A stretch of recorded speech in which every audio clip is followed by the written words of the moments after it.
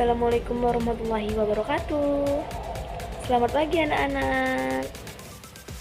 Waalaikumsalam warahmatullahi wabarakatuh. Pagi Bu. Wah, kurang semangat ini jawabannya. Ibu ulangi lagi ya. Kalau ibu bilang selamat pagi, anak-anak kalian jawabnya pagi, pagi, luar biasa. Oke, kita ulangi lagi ya. Selamat pagi anak-anak. Pagi, pagi, luar biasa. Wah, mantap semangatnya. Oke anak-anak, selanjutnya ibu absen terlebih dahulu ya. Sukma, hadir. Tasya, hadir. Tanti, hadir. Alhamdulillah. Semua hadir ya. Alhamdulillah, semoga kita senantiasa dalam lindungan Allah Subhanahu wa Ta'ala.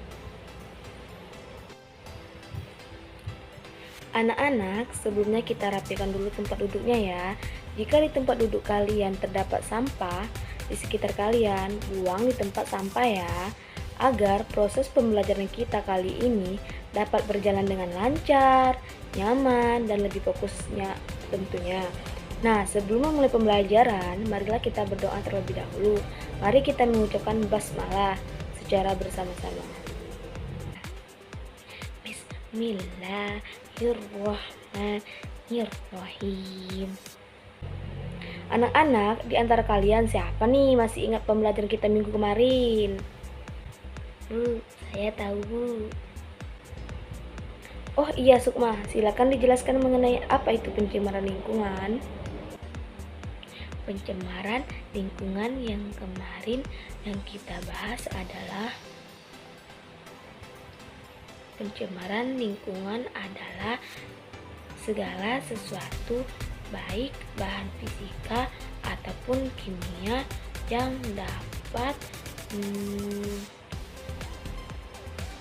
mengganggu keseimbangan ekosistem. Seperti itu Ibu yang Sukma tahu. Wah, jawabannya sudah mantap. Oke, saya akan menjelaskan lagi apa itu pencemaran lingkungan. Pencemaran lingkungan adalah segala sesuatu, baik berupa bahan fisika maupun kimia, yang dapat mengganggu keseimbangan ekosistem. Nah, dan minggu kali ini kita akan membahas tentang pemanasan global.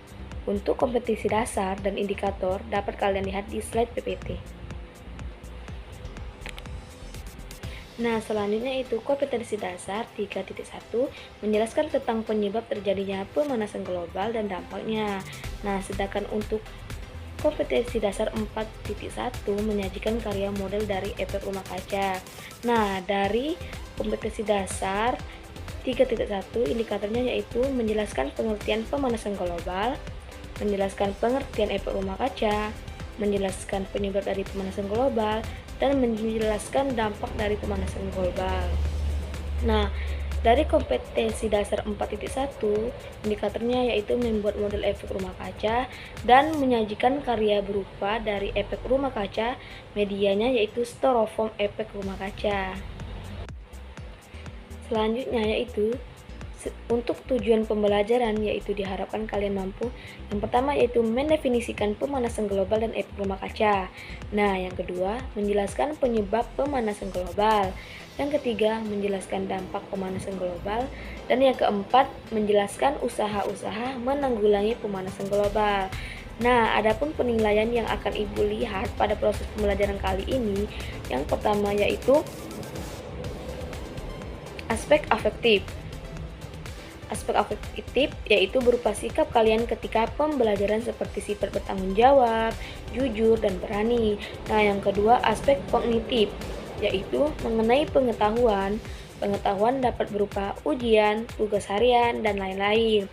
Nah, yang terakhir yaitu aspek psikomotorik yaitu yang berkaitan dengan keterampilan, keefektifan, dan keaktifan. Nah, Ibu telah menyiapkan PPT yang berisikan media pembelajaran dari styrofoam tentang efek rumah kaca yang nantinya akan berkaitan dengan pemanasan global itu sendiri. Jadi, kalian bisa mengamati media pembelajaran styrofoam ini. Para ilmuwan telah mempelajari efek rumah kaca sejak tahun 1824. Joseph Fourier menyatakan bahwa bumi akan jauh lebih dingin jika tidak memiliki atmosfer. Nah, adanya gas-gas rumah kaca inilah yang membuat iklim bumi layak huni. Tanpa adanya efek rumah kaca, permukaan bumi akan berubah sekitar 60 derajat F atau 15,6 derajat Celcius lebih dingin.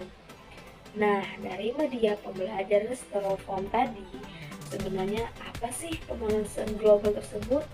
Dan lalu apa yang menjadi penyebab pemanasan global? Dan sebagai manusia, apa yang bisa kita lakukan untuk mengurangi pemanasan global?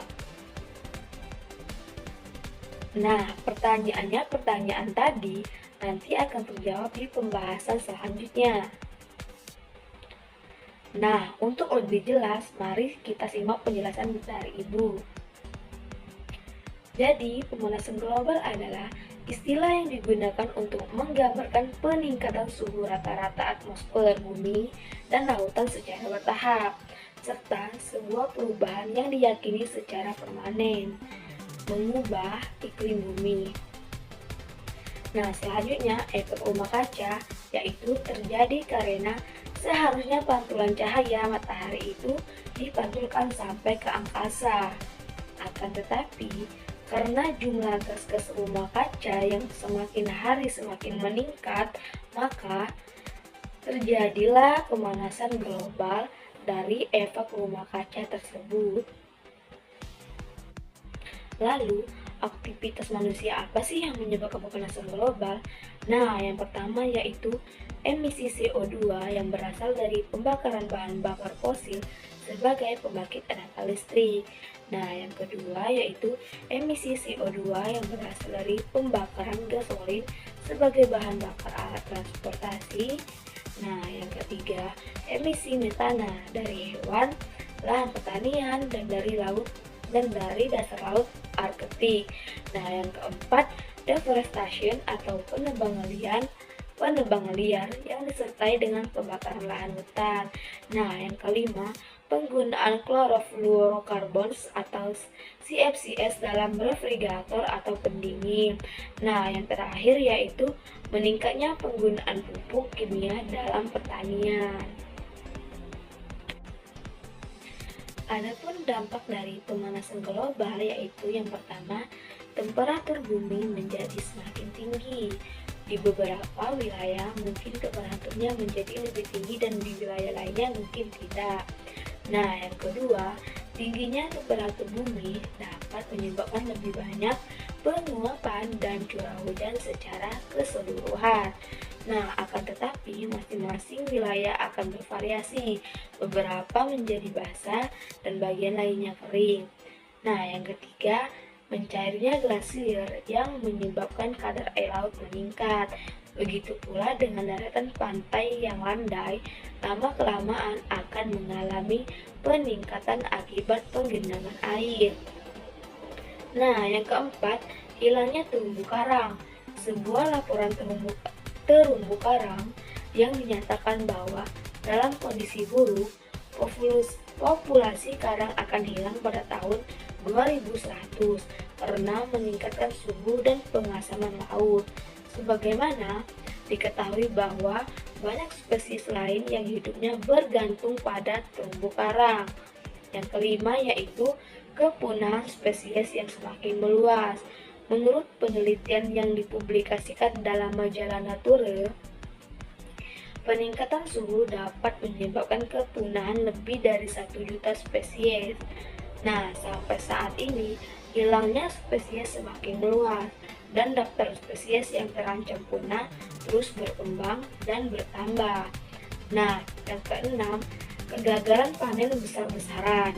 Menurut penelitian terbaru, terdapat 90% kemungkinan bahwa 3 miliar orang di seluruh dunia harus memilih antara pergi bersama keluarganya ke tempat yang beriklim baik atau kelaparan akibat perubahan iklim dalam kurun waktu 100 tahun.